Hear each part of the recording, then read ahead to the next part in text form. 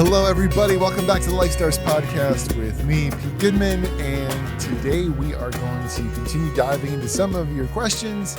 And first off, before we get started, I apologize it's been a little bit of a delay. I try to do these every other week or so, but been summer and just a lot going on. So I've built up some questions. They've been kind of piled up in my inbox. So I'll try to get through a few today. But over the past few weeks, I've been working on editing the Like Stars book. That has kind of been the basis of why I've been started this whole podcast. So that's getting close, and also started a class I'm teaching, which I've talked about in this podcast. So the videos for the New Testament survey that I've mentioned are almost done. They'll be out soon, so you can watch those as well. And honestly, one of the biggest reasons that it's kind of been a delay leads me to the sponsor of this episode of the podcast, Poison Oak.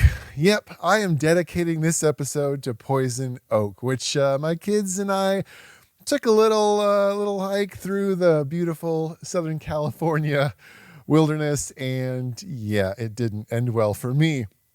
Turns out I'm extremely allergic, but I just want to say this: I'm making Poison Oak my sponsor because I learned a few good things, and I would explain this way.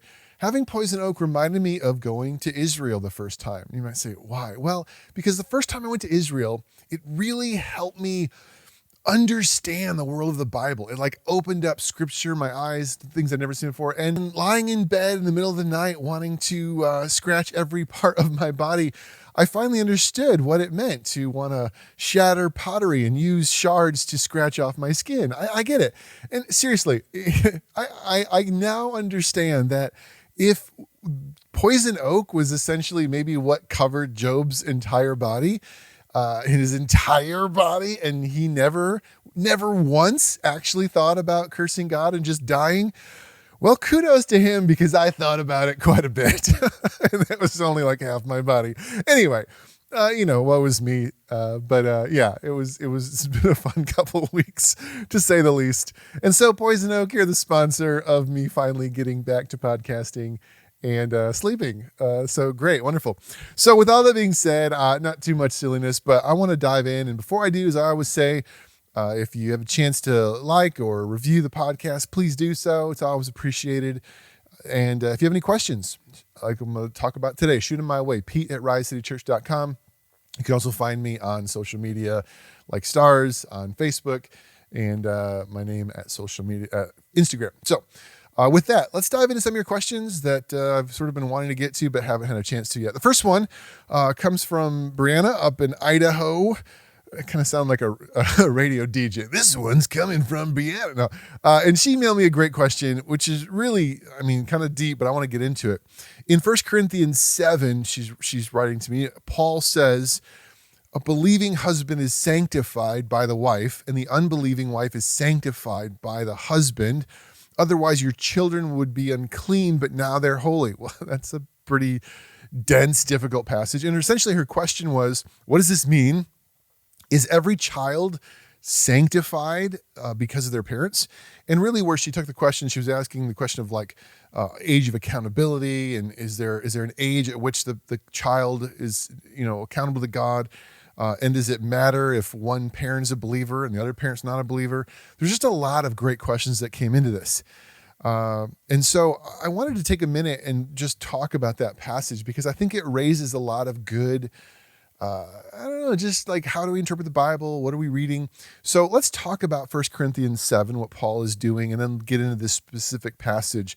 And I want to start with what I think is such an important principle for us when we're reading the Bible. And I've said this before, and this is a good podcast to deal with this. Be careful building theology on one confusing verse. Rather, look at all the scriptures together. And this is a good example of that. We've even kind of mentioned this before. There's a place where a similar passage that Paul talks about, or the book of Acts actually talks about a jailer whose whole house is saved when he becomes a follower. And it's like, wait, so do all those people just become Christians, without a choice? And here it almost is like, so wait, if you're married to someone, and do they become a Christian because you are? Is that what Paul is saying here? And I would say right off the bat, like, be careful with that, because so much of the rest of Scripture, it seems to imply that following Jesus is a choice that we make, choosing to submit our lives to him and whatnot. And so I think it'd be dangerous to just jump to that in conclusion. I also think this question of the age of accountability, at what point is a human being responsible? And if they were to die before that point, what happens to them? Which is a good question, but I really don't think that's what Paul is dealing with in this passage. So the bigger context of 1 Corinthians 7 is all about marriage and sex among the Christian community now that Christ has come and we have the Spirit. And so what you see is among the early Christians, there were all these question marks about, okay, now that we're living in the age to come, this is it, right? The new heaven, new earth, is it here? Should we get married? Should we have children? What if we're already married? Should we get divorced? Some people were wrestling with whether or not even sex and gender were parts of the old world and didn't matter anymore. And so there's all these questions, and Jesus made comments about, being like the angels and either marrying. Like, so what should we do? Should we just all become single and get divorced? Paul, help us out. And so this chapter is Paul, which he does in the entire book of 1 Corinthians, just answering different questions, specifically now about marriage and family. And right off the bat, he wants to tell us, the command that you had from Jesus, which is Jesus said, divorce is not God's will. Don't, try to stay married. And so that's easy. So he right off the bat is like, look, if you've gotten married and you're both Christians, like, don't get divorced. Don't end your relationship. Like, that's not God's will at all. Even in this, age to come that we're now living in, like, no, you've made a commitment, stick with it. What about though, if I've made a commitment to Jesus, but my spouse hasn't? And Paul's response to this is, well, we don't actually have a command from Jesus from that. He didn't actually talk about it. But let me take what he did say and offer what I think is the godly counsel and wisdom. And so Paul is sort of giving his opinion, which in this case, we believe that he's speaking God's will to us. He says, if your spouse, who's not a follower of Jesus, wants to leave and get out of the marriage, it's not your fault. Don't feel bad. Let them go. It's okay. However, if they want to stay married, you have no right to just divorce them. You can't say like, well, you're not a Christian, I'm going to divorce you. Paul's saying, no, don't do that. And so that's the general underlying theme of this passage, is Paul's saying, if the person is wanting to still live with you and willing to make this work, like, God hasn't given you permission just to divorce them. And then I think if you keep that in mind, he then goes on to give sort of a reason for it. And this is why you need context, because if you take this verse by itself, it does sound like Paul is saying, yeah, everyone will be saved if their spouse or their parent is saved. He's not talking about that. He's actually talking about why you shouldn't abandon your marriages, even if your spouse isn't a believer. And so what I would say is Paul is offering hope. And just to be clear, and use of words, Paul doesn't say your unbelieving spouse will become a Christian, nor does he say your children will become Christians. He uses this word sanctified or holiness, which really is more about lifestyle, the way that you live, being separate, things like that. And it's actually a lot of kind of Judaism language about going into the temple, things like that. And Paul's using it here. And I think what he's doing is he's offering a sense of hope. In chapter 5, a few chapters earlier, he had spoken about, and he used a reference that Jesus had made about yeast being like put into bread, and a little bit affects the whole thing. And in chapter 5, he was talking about sin. He was talking about a little bit of sin in your community can impact and affect everybody. And it's almost like now he's giving the flip side of it. A little bit of sin can impact everybody, but actually holiness can be yeast that works into the dough and brings everything. So I think what Paul is actually getting at is not stay married because your unbelieving spouse will be saved or get to heaven when they die. And I don't think that's the context of what he's saying. I think his point is there's something about your life that can rub off on your spouse. There's something about following Jesus that is infectious and a better life. And stay married because there's a chance that you can win them over. There's a chance that you can get them to see the goodness of God. So rather than just abandon them and say, I'm sorry, you're out of here, stay married, stay committed, live as a witness and hope that maybe there's some part of goodness in God's light and life that they see and want to be a part of. And then I think what he's doing is he's doing the same thing with kids. He's saying something similar. And just think of this in perspective. This is very opposite of American culture. In the Roman Empire, if a husband and wife divorced, which they were both allowed to, in Jewish culture, only the husband could divorce, but in Roman culture, they both could, and these are Corinthians. If a woman divorced her husband, or a husband divorced the wife, the man almost always got the kids. He was the primary breadwinner, like the male was in charge. So if a woman had become a Christian and said, I don't want to be with my husband anymore because he's not a Christian, I'm going to divorce him, she was actually probably giving up custody of her children as well. And for Paul to say, look, you do that, well, now your children are being raised in a pagan household.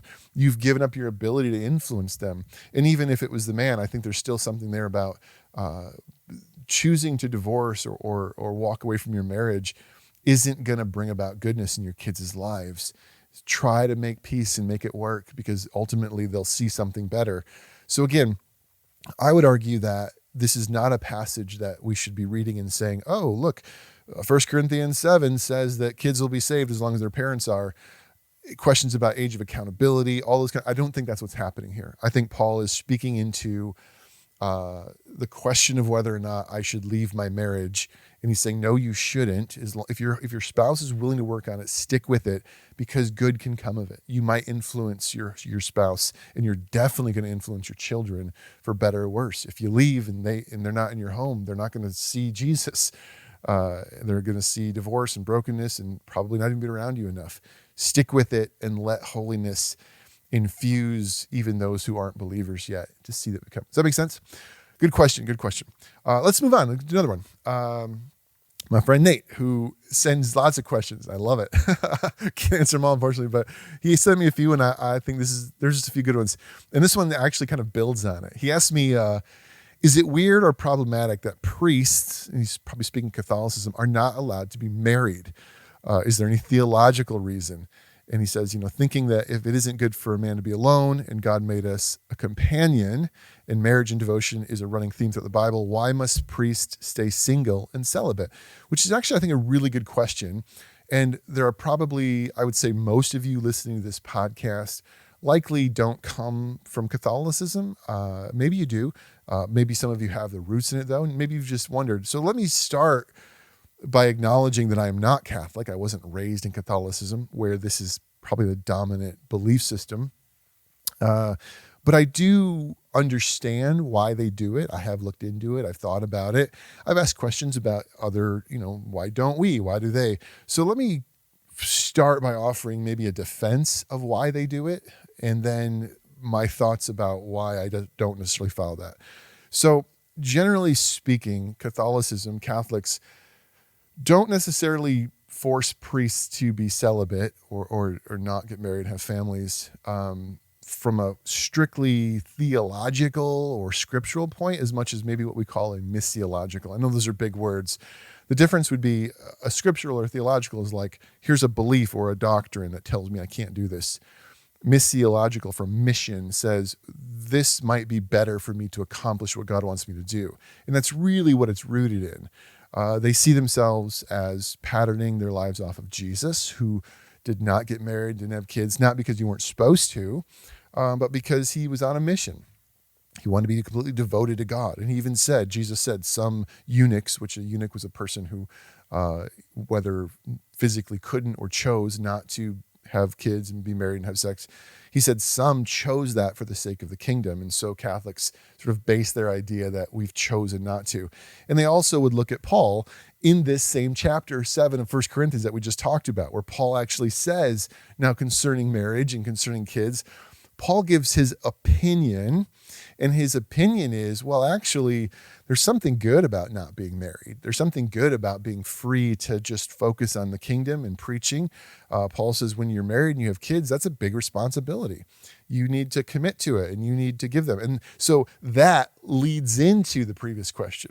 Paul says, if you've gotten married, you need to stick with it. Don't use the kingdom as an excuse to get divorced or leave your family. But if you're single and you haven't gotten married yet, maybe consider that if God's called you to go around the world and preach, that it might be something that it would be a lot easier and less of a burden on a family and a marriage to be single. And so Paul says, I'm glad that I'm single, but and this is the key, and this is like that's where they're basing it on. Like, Paul was committed to the mission, so was Jesus, and so let's have our priests and our church leaders be as well. But Paul actually says in that same passage, he understands that not everyone has that, what he calls a gift. He literally says the ability to be single is a gift. And so what's difficult is he never at any point says that you have to be single to be in full-time vocational paid ministry, he never says that at all. He says that there's benefits to it, but I think he also knows there's negative sides to it because we're human and we have hormones and all these kinds of things. And we also have an innate desire like loneliness and a desire to build a family. So Paul is acknowledging that not everyone is called to this. There are pros and cons. It's a special gift that he has, but not everybody has. And I think therein is really the rub for me. And if I were in a conversation with a Catholic about this issue, this is probably where I would come. Not that I think that they're violating Scripture or anything like that. It's a difference of opinion. But I would say forcing church leaders to be celibate is dangerous because you're taking what Paul says is a possible benefit or maybe a good thing if you have the gift and you're putting it on everybody. And I think we've seen real problems with that. We've seen people, number one, in Catholicism and in the history of the church say, I guess I just can't be in ministry because I really want to get married and have a family. We've seen people leave ministry because they've fallen in love and want to marry somebody. And it's like, well, that's sad. That shouldn't have kept you from being a leader in God's church. We also see people who have wrestled with their sexuality because, they're in this environment that they're not allowed to have any outlet for it. And maybe because the part of them that doesn't want to get in a heterosexual marriage, they say, well, maybe I'll become a priest where I'm just completely celibate. And it's like, rather than dealing with something that's going on inside of them, they're trying to avoid it. And that's led to problems. All that being said, and I don't want to make it about that, even denominations that pastors can get married struggle sexually with sin and things. So don't let me put that as like I'm blaming them. I'm just saying there are issues there. I think that at the end of the day, what Jesus was doing for himself was what God had called him to. What Paul was doing for himself was what God had called him to. And a person who's getting into ministry, who feels called by God to do this for a living, should do it the way that God called them to do. If God has said, I want you to not get married and not have kids and just travel the world and preach everywhere you go, and cool, great. I don't feel called to that. I felt God called me to marry my wife, and I feel blessed with my kids, and I'm glad that I have them. And I think there's a great benefit to, as a pastor, having that strength behind me and also having the experience to help others. So there's pros and cons, but I would say generally speaking, I don't personally agree with a policy that says pastors shouldn't get married. I think if that's something that God has called you to individually or given you a gift for, you should obey God. But generally speaking, it feels like it hasn't been a good decision, and I don't personally agree with it. And that's my opinion. Okay. All right, well, good question. This next question kind of not leads into it. It was a funny way to say it, but the question of sex and sexuality, this is a little bit different. I know there's been a lot of discussions about human sex and sexuality, but a question came in about God and God's gender or sexuality. And this was also my friend Nate. He was talking with someone that was kind of traveling around his neighborhood preaching, and their idea or thought they were trying to convey was that God, his gender should be considered fluid and all this kind of stuff. And the question came in was, well, wait, doesn't it look like Scripture says that God is male and female? Is he both? There's the whole let us make man in our image in Genesis. And this person was essentially arguing that in order for the Scriptures to make sense, there needs to be some kind of female side to all of this. We're the children of God, we're made in his image, so there must be a male and a female. And his question came into that, and I replied fairly quickly just to clarify. But I thought this could be a good question to briefly unpack my short answer, but then look at a bigger answer as well. So let me start, and I want to kind of rabbit trail a little bit, but then we're going to come back to it. And throughout the time that I've been doing this podcast, I'm going on almost a year now. I think this is episode 24 or 5 or something. I've talked a lot about the difference between core beliefs and sort of secondary beliefs.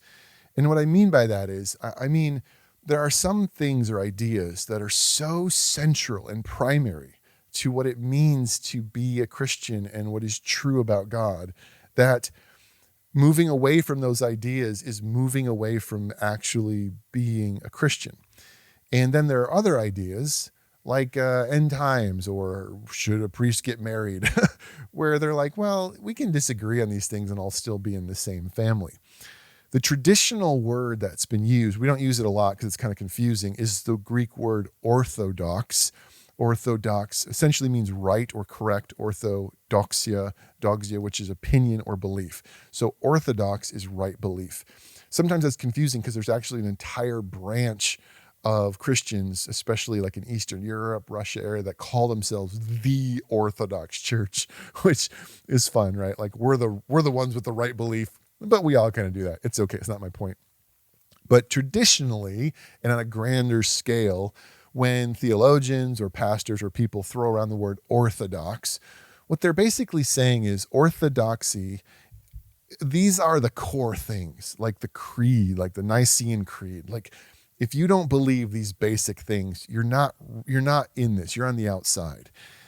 You might think you're a Christian, you might call yourself a Christian, but you're not orthodox, you're not conforming to what needs to be accepted as true, if that makes sense. So where this hits home a lot of times, and this isn't the question, so I'm not going to focus on it, the question of Mormons. Are Mormons Christians? And the general response of Mormons is, well, yeah, absolutely. We think we are. But Orthodox Christianity says, actually, your beliefs do not align with what is conforming to what has generally been accepted as true among Christians. Now, just to give you some comparison, the Eastern Europeans who call themselves Orthodox Christians are what we would call Orthodox Christians, but so are Catholics, and so are almost all Protestants. So whether you're a Lutheran or, an Eastern Orthodox or a Presbyterian, all of these people disagree over secondary issues, but they usually will almost always agree over orthodox core issues. So hopefully that makes sense. So I like to use the word core issue or foundational issue because it makes more sense to us. But orthodox is the traditional word. Orthodox Christianity means I hold to the basic truths that all Christians of every flavor have held to since the beginning of the church. So with all that being said, when you talk about something like God and gender, I would say, and don't freak out on me here, the question of whether God is neither male or female or both male or female, both of those things could probably fit in orthodoxy. And let me explain. On the one hand, you could say, well, gender, male and female, is a physical animal characteristic that God put inside of us, created us for, in order to procreate, in order to have offspring, whether it's, any kind of animal. The entire animal kingdom is male and female, or humans, which we are animals as well. And therefore it's part of being an animal, not being a spirit, which God is. And so you could say, well, God is not gender. There's no male or female happening.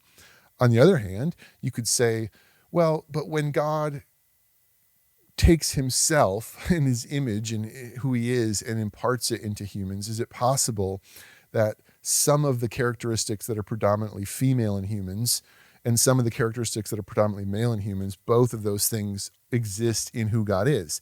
And my answer would be, yeah, I could see that. God is both a warrior, but he's also nurturing. On the other hand, Joan of Arc was a warrior, and I know some men who are nurturing. So I don't know, that gets weird to me. So here's my point. My point is, the question of whether God is not gender at all, or God actually contains both male and female characteristics, you could believe both of those things, either of those things, and still be orthodox. You're not outside the church.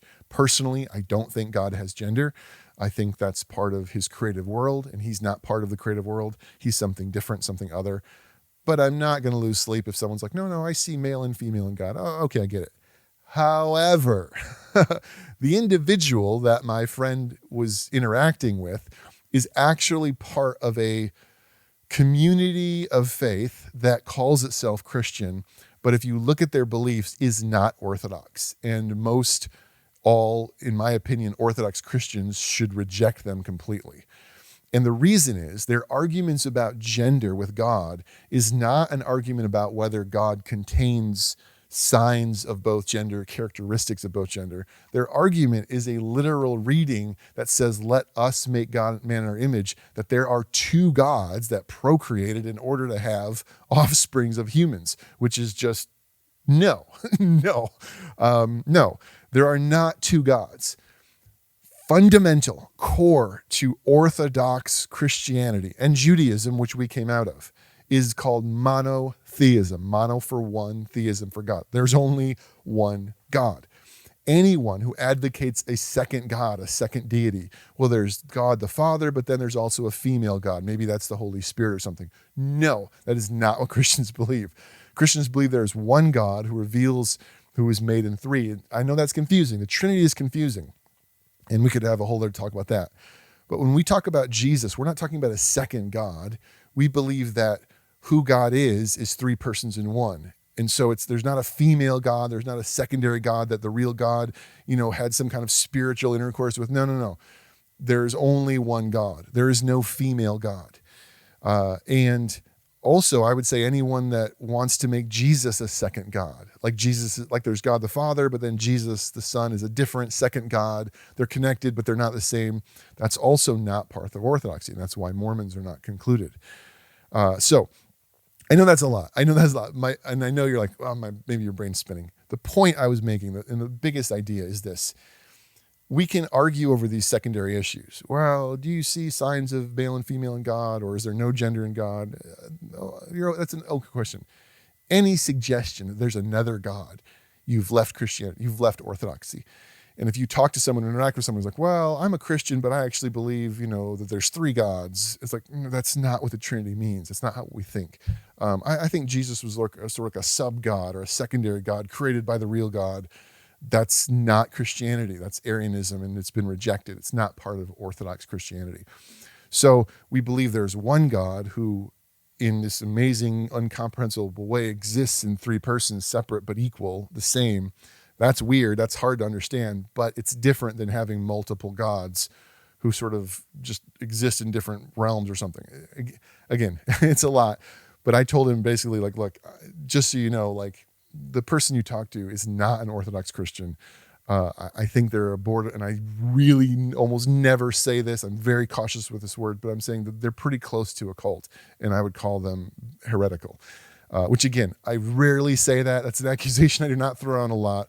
But if you believe in a second God, you are not an Orthodox Christian. You're something else. All right, that was a heavy one. I got time maybe for one more. This is, let me see one more here. Okay. Here we go. In general, is ignorance bliss? Voltaire, the famous philosopher, in his book Candide said ignorance is bliss. I was thinking about how we validate the Old Testament, quote unquote, because Jesus says so, which, just to be clear, is something that I said in a class I taught about the Old Testament. Is that enough? Question mark. If how something came to be matters just as much as the why, does that mean something's wrong with us? Meaning, if I'm constantly asking where it came from, and is that a problem? If we're compelled to seek truths about our existence, how much time and energy should we devote to that?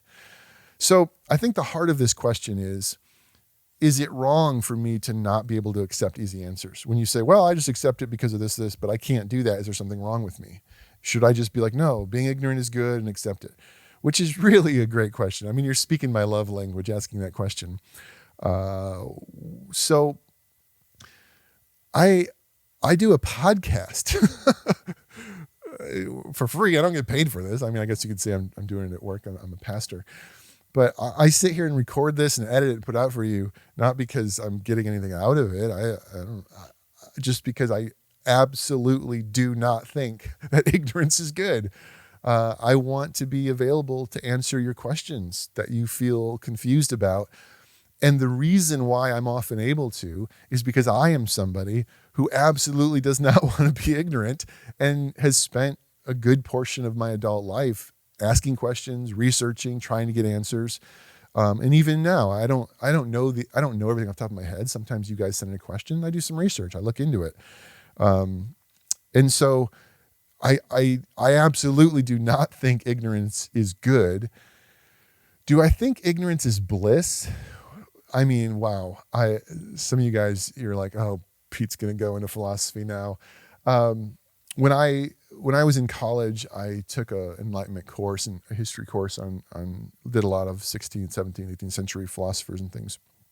And I briefly mentioned it. Voltaire wrote a book called Candide, and Voltaire was a philosopher who, his argument was basically Candide was looking for all the best possible world. He travels, like, what's the best way to live? And he goes to all these different places and asks all these different questions. And what's ironic is, and the book catches you off guard, at the end, Candide basically finds like a simple, quiet life where no one's asking existential questions. And he's like, this is it. Just, I don't even want to think about all that. The happiness comes when I just stop thinking about these things I don't know the answer to. Ignorance is bliss. And there's a point that Voltaire's making, which I understand. And the point is, like, sometimes you can just drive yourself crazy looking for answers and questioning everything and deconstructing everything. It doesn't often lead to goodness and happiness. When everything has to be torn apart and everything is critiqued and questioned and everything is skeptical. And I'm speaking not from research, I'm just speaking from experience. Like, it hasn't made me happier necessarily when I've lived that way. And I don't know a lot of skeptics that I would call happy people. Most of like the extreme skeptics who are always like, are usually upset and unhappy. And that's kind of what Voltaire was saying. And Voltaire was a skeptic. He was a philosopher who was wrestling with the nature of reality in the world. So there's a sense in which I would say, I do understand where sometimes just kind of being like, you know what? I'm going to turn my brain off in this moment and just choose to seek joy instead. I think of Paul saying, whatever is lovely, whatever is noble, praiseworthy is good, think on such things. And that's where like rejoicing and joyfulness comes from. However, there's clearly a balance, because let me give you a very specific example. Where I, Pete Goodman, choose to find bliss in ignorance is probably with like news and like current events in politics. I've said this before on this podcast, there was a time when I would just watch all the news channels. I had, my phone, I would wake up and first thing I would do is see what happened on the news and all these kind of things. And it was making me very grumpy and angry and anxious about life in the world. And I came to a point of saying, and again, I know I've said this before, but just to reiterate, I came to a point in my own life of saying, I'm not healthy constantly needing all this information about the world around me and everything that's wrong and everything that's broken. And when I see other people who it's like, they're constantly on YouTube and looking at all the back channels and, the president's son and, politics and all, and it's like, is this making your life better? Are you happier? Are you healthier because you know all this stuff that you can't change anything about? So I think in some ways I can say, like, for me personally in that area, ignorance kind of is bliss. The difference, though, and where I draw the line, and I'm just talking for myself, I'm not saying what you should or shouldn't do. There are some things which, especially about God and following him and having faith, I don't think ignorance can be an excuse for not having thought something through well. And let me explain that. I know people who have very strong opinions theologically, and when I push them on them because maybe I disagree with them, and I say, well, what about this? And what about this? It's like, well, I don't even think about that. I don't want to hear that. I want to hear that. I believe what I believe. And it's like, well, hold on a second. If you hold a core belief about your life that starts to completely unravel when it's asked some basic questions about logic or real history, there's a problem. And so I would say when it comes to my faith in Jesus, I mean, the foundations of it, the historical realities of it, the logic, the wisdom behind it, if those things don't work and they're faulty, then I don't think I should be doing this. I think there's something wrong with this system. So I don't think being ignorant about the core ideas about our faith is healthy or good. I think we should study them. And when we have questions about theology, we have questions about the Bible is our source of truth. So if we have questions about it, if there's confusion, let's talk about it. That's why I do this podcast, because I don't think being ignorant about the scriptures is good. Because we're supposed to trust these and so let's work through them. That being said, just because ignorance is good, so just because ignorance isn't good and you should seek answers, doesn't mean you're always going to find them. I think it's healthy and good to really research and ask questions and make sure we're trying to build a solid base. But there are some times that we're just not going to have the answer. How did God create the world? Man, we disagree, we argue, we fight about it. What about this? And I read Genesis this way, and I see this, and science says this, and even scientists don't agree. It's like you can ask the questions and you can go after it, but at the end of the day, none of us are going to know unless we stand face to face with Jesus and he tells us. And with this specific issue that you brought up, when I was teaching a class on the Old Testament, I did a class on the Torah here at my church, and I made the comment that the primary reason that we accept the Old Testament is because Jesus told us to. He accepted it. And that was like, well, isn't that just kind of accepting ignorance? Yes and no. Yes and no. And I'll end with this. Just because most of you probably listening to this podcast weren't part of my class, you didn't get a chance to explain it. When I say that I accept the Old Testament because of Jesus, that's not just throwing up my hands and being like, I just don't know, I'm ignorant. Like, to be clear, I believe that Jesus is the incarnate Word of God made flesh. I believe that he is fully God. So if God speaks to humans and says, this also is my word, if God starts quoting from Genesis and Isaiah, then I'm like, oh, well, I'm going to trust it. If Jesus showed up and said, Isaiah, don't listen to him, he's silly, he didn't know who I was, I'd be like, I'm not listening to Isaiah. But if God shows up in the flesh and says, Malachi and Isaiah and Psalms and Proverbs and all these things, like, yes, I'm with these. That gives me confidence because God is actually speaking to me and affirming it. On the same token, the reason why that even came up was because there's so many amazing and interesting ways that we can talk about the New Testament. And there's a bonus episode, I think it was one of the last ones I posted here on Lifestars podcast, where I talked at my church about why we can trust the New Testament. Lots of stuff to talk to. We don't have a lot about the Old Testament. It doesn't exist. A lot of the Old Testament was put together and written before we had a lot of other stuff to compare and keep and have copies of. So we don't have the same wealth and dearth of support and historical backing for the Old Testament, the New Testament. So in some ways, it's not a matter of just saying ignorance is bliss.